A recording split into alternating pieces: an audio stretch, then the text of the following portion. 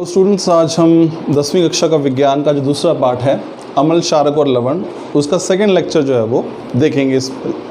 तो आज का हम एक जो टॉपिक पढ़ेंगे वो है प्राकृतिक पदार्थों में पाए जाने वाले अम्ल।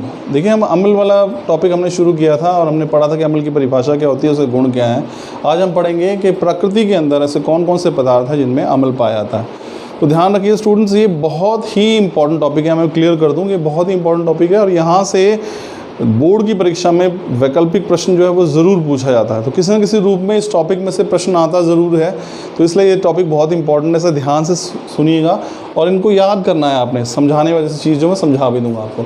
देखिए, सबसे पहले हमारे पास बात करते हैं, मैंने को बता दिया कि अम्ल जो है वो स्वाद में खट्टे होते हैं। तब देखिए यहाँ पे बहुत सारे ऐसे पदार्थ हैं जो प्रकृति में पाए जाते हैं, इनके अंदर कोई ना कोई अम्ल पाया जाता है। तो आपने उस पदार्थ का नाम ध्यान रखना है और उसमें कौन सा अम्ल पाया था वो नाम आपने ध्यान रखना है।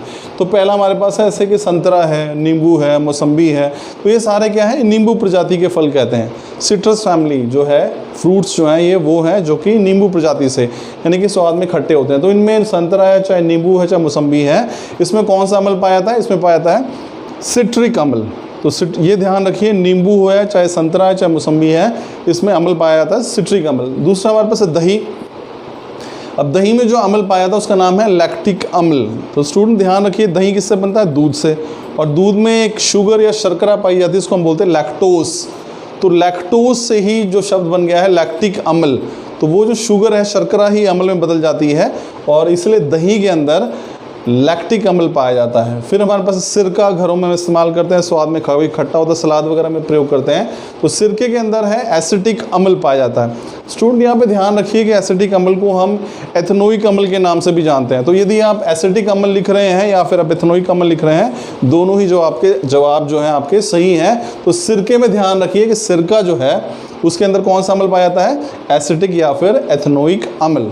फिर हम बात करते हैं चींटी के डंक। अब देखिए, आपने देखा होगा चींटी कई बार काटती है या कोई और जो जीव हैं, भिरड़ वगैरह काटती हैं, तो वहाँ पे सूजन जो है वो हो जाती है। वो सोजिश किस लिए है? क्योंकि चींटी जब भी आपको काटती है या मधुमक्खी काटती है या भिरड़ जिसको आप कहते हैं वो काटती है, तो वास्तव में वो एक अम्ल जो है आपकी शरीर में छोड़ देती है डंक के द्वारा। और वो अम्ल कौन सा है? मेथनोइक अम्ल या फिर फॉर्मिक अम्ल। तो ध्यान रखिए, चाहे चींटी है, चाहे मधुमक्खी है, चाहे भिरड़ है, अगर ये काटती है, इनके डंक में कौन सा अम्ल पाया जाता है? मेथनोइक या फिर फॉर्मिक अम्ल। फिर हम बात करते हैं नेटल की। नेटल स्टूडेंट्स एक प्रकार का पौधा है जिसपे छोटे छोटे कांटे देखने को मिलते हैं। तो यदि आप उसके पास से निकल जाएं तो वो आपके शरीर में चुभ जाएंगे अपने आप ही और वहाँ पे सोजिश जो है हो जाएगी और आप खारिश जो है वहाँ पे शुरू हो जाती है। तो जो नेटल पौधा है उसके जो डंक हैं उसमें भी वास्तव में मेथनोइक अम्ल या फिर फॉर्मिक अम्ल ही पाया जाता है। फिर हम बात करते हैं टमाटर की। टमाटर में आपको देखा थोड़ी सी खटास होती है, तो टमाटर के अंदर ऑक्जेलिक अम्ल जो है वो देखने को मिलता है। तो आपको पता है पथरी की शिकायत होती है कईयों को, तो वास्तव में पथरी जो है वो ऑक्जेलेट होती है कुछ धातुओं की।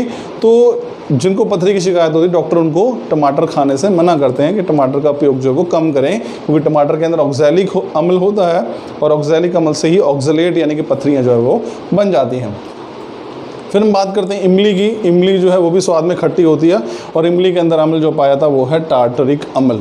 तो स्टूडेंट, ये सभी इंपॉर्टेंट टॉपिक हैं जो हमने पढ़े हैं, पदार्थ और उनके अंदर पाए जाने वाले अम्ल।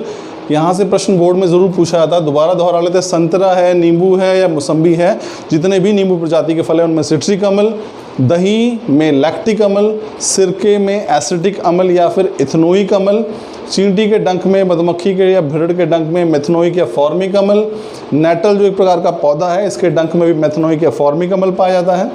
फिर टमाटर है, इसमें ऑक्जेलिक अम्ल, और इमली जो है इसमें टार्टरिक अम्ल। तो आई एम श्योर स्टूडेंट आपको ये सभी पदार्थ और उनमें पाए जाने वाले अम्ल का ज्ञान जो है वो हो गया होगा। Thank you.